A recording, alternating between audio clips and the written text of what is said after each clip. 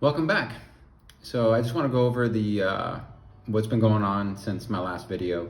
It's been a couple months since I did the last video. I've just been really busy and haven't had time to record anything. But since my last video, I ran the Valencia Marathon, and that was actually a really tough race for me. So I'm just going to go over a little bit about my experience that day, and then tell you guys what I've been up to for the last few months getting ready for the Ironman 70.3 Valencia. So marathon day, it was good weather, a little bit chilly, just kind of nice for running. And the whole time that I was training for the marathon, I had issues with my calves, just tight calves all the time. So come marathon day, I was feeling okay. Started out at the pace that I wanted to run in, and probably around kilometer 25, my calves started to bother me again. It was the right calf this time. So during training, the left calf was the calf that was giving me most issues. And I guess because of that, I probably changed my stride a little bit, just enough where I probably started leaning on the right side a little bit more. And then during the marathon, my right calf muscle was just killing me. So around kilometer 25, it started hurting a little bit, and it just got worse with each kilometer from there. It never stopped hurting, and next day my calf was all purple. So that it wasn't great. It made me slow down a little bit on my time. I was able to run and finish my first marathon, so I should have been happy with that. But I had a time in my head that I thought I could hit. Because of that, it just kind of ruined it for me. Which, a lot of people say you shouldn't have a time for your first of any kind of race. Your first, half Ironman, your first marathon. You should just go out and just enjoy it, and your goal should be to complete it.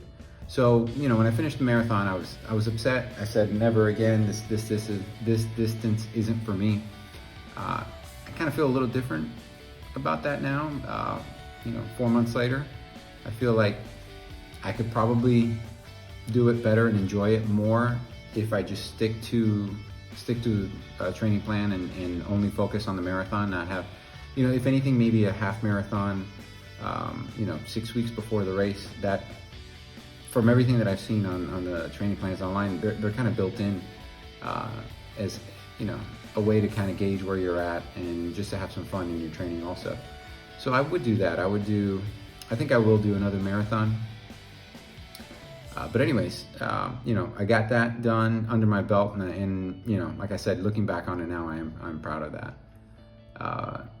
So next, I wanted to talk about the bike fit. I briefly went over that in one of the videos that I was going to get a bike fit, but I didn't really go into detail. So, and I'm not going to go into it huge into detail, but I just want to kind of glance over it and tell you my experience on getting a bike fit.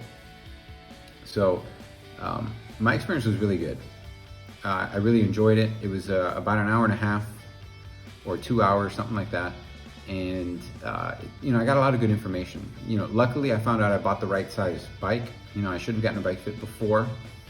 But what I did was I went to a reputable bike shop, and they helped me find a bike that between the shop and myself felt like it was a pretty comfortable bike. So it's not like I just bought blindly online without knowing what, around what size I should get. But I wanted to get it dialed in, because I was having some discomfort with, a little bit of neck pain, shoulder pain, and definitely my hands would go numb after about an hour and a half on the bike. So took it in, they measure up your shoe size, make sure that, your cleats are on right. They were not in the right position, so, that was nice to get that fixed. Overall, the bike actually fit me really well. We didn't have to change, I didn't have to buy anything. All we did was change the position of the saddle. So he brought the saddle forward quite a bit, and because of that, he had to raise the saddle. And he brought my levers up, I guess, the part where you put your hands, he brought them up a little bit and inward a little bit. And now the bike is great. It fits, it's super comfortable. I'm able to go on, much longer rides. So some of my training rides for this half Ironman have been 3 hours or longer. The longest one was 3 hours and 15 minutes, but I've done a lot of 3-hour rides. And of course, after like 2.5 hours, my hands might start to get a little bit numb, but it's nowhere near as bad as before. And just holding on to a different position on the bars for 30 seconds and then going back to the position that I'm comfortable with, which is on the hoods. And that's the word I was looking for earlier anyways, the hoods. The hoods are what he brought up and inward a little bit. But anyways, being on the hoods is really comfortable. So I'm happy with the bike fit. They videotape you, they've got software that analyzes your how you're moving on the bike at various different positions. Every time he does a small tweak, he takes some video and then analyzes it and then does another small tweak. And so I'm very happy with that. I think it was about 150 euros and best 150 euros I've ever spent. I would recommend one, whether you have your bike already or not. Obviously, I think getting a bike fit before you buy your bike is probably the best way to go about it. But if you do like I did and you go to a reputable bike shop, they should be able to help you get into a bike that's around the right size. And then you can dial it in with getting a shorter stem or longer stem, or moving things around like we did. But luckily I didn't have to buy anything, like I said. So that worked out well, and I'm happy with that. Training so far for the 70.3 has been really good. After the marathon, I took 2 weeks off. I didn't do any running. Did a little bit of strength training, no cycling, and I don't even remember if I swam, but I don't think I did. Just basically took 2 weeks off to rest and recover. My calves were killing me. I went to the physio, and they gave me some like deep tissue massages, and honestly, it felt worse that day, but then it started to feel better afterwards. So that was about 2 weeks after the marathon also, because I could barely walk after the marathon. My calf was killing me. I didn't want anybody touching my calves. It was extremely painful 2 weeks later. I can't imagine if I had gone 2 or 3 days after the marathon, he wouldn't have been able to touch my calves. So, but anyways, got that sorted. We're in April now, April 8th. And, so we're 2.5 weeks out from the half Ironman. And the training's been going great. Honestly, no complaints, no, tight calves, no niggles anywhere. If anything, on some of these longer swims, my training plan has some long swims in it, long for me anyways, 2.8 kilometers. My shoulder maybe has a little bit of a niggle towards the end of the swim, but then the next day it's feeling good, or 2 days later it's back to normal. So I don't think it's a huge issue. If I was training for a full distance Ironman, I would probably go see a physio about that, because I imagine that the swimming training sessions are much longer than what I'm going through. I have no idea. I haven't looked at I've got no interest in doing a full Ironman anyways, at least not anytime soon. But for what I've been doing, I've got to say that training's been going great, and I'm feeling good. I feel much stronger than I was at the beginning of the training block, so the training's been working. The plan that I bought has built-in recovery week every 4 weeks, so it's active recovery. The intensity stays about the same, but the volume goes down, and I absolutely love that. Going forward, if I've got any big sort of thing going on, I definitely want to do incorporate that into whatever training I'm doing, because I can see the difference where by the end of the 3rd week, I'm starting to feel fatigued.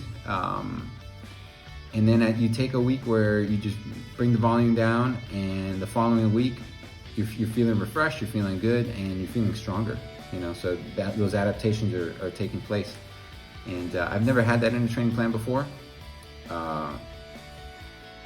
You know, it was in my marathon training plan, but I just didn't do it because I had other things going on, as I said earlier.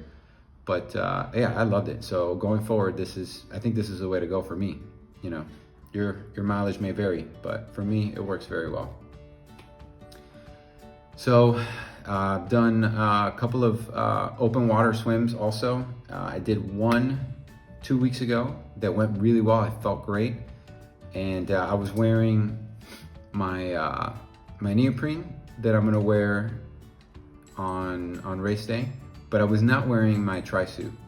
And so the only time I've ever swam, well, before this week, the only time I ever swam with my tri-suit and the wetsuit together was on the first triathlon that I did. It was the sprint triathlon in May of last year, and my shoulders were killing me. And so I wasn't sure if it was a combination of, you know, poor technique and having 2 layers over my shoulders that were restricting my movement, or if it was only poor technique. So I was really nervous on this past Sunday, when I went to the beach with my tri-suit on and then put the wetsuit on over it. I was nervous that I had to swim 2.5 kilometers, and I ended up doing 2.3, and I didn't feel like doing the entire cool down. But I did the main set, and it felt good, which was 3 700-meter swims with 40-second breaks in between.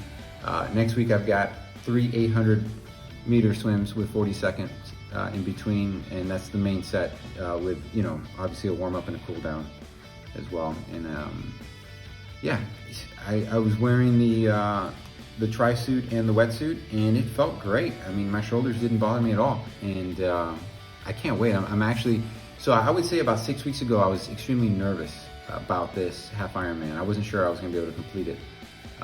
And now I'm feeling pretty good. I feel like 100% I can complete this thing. You know, my time might not be great, but I feel like I can cross that finish line well within the cutoff time. So I think I'll leave it there, and I don't know if I'll do another video before the race.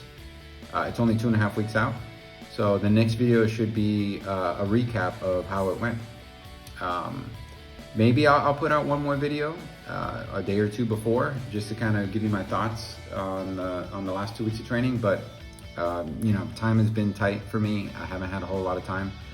I meant to do more of these videos and just haven't gotten a chance to. So this might be my last video before the race. So if that's the case, see you after the race.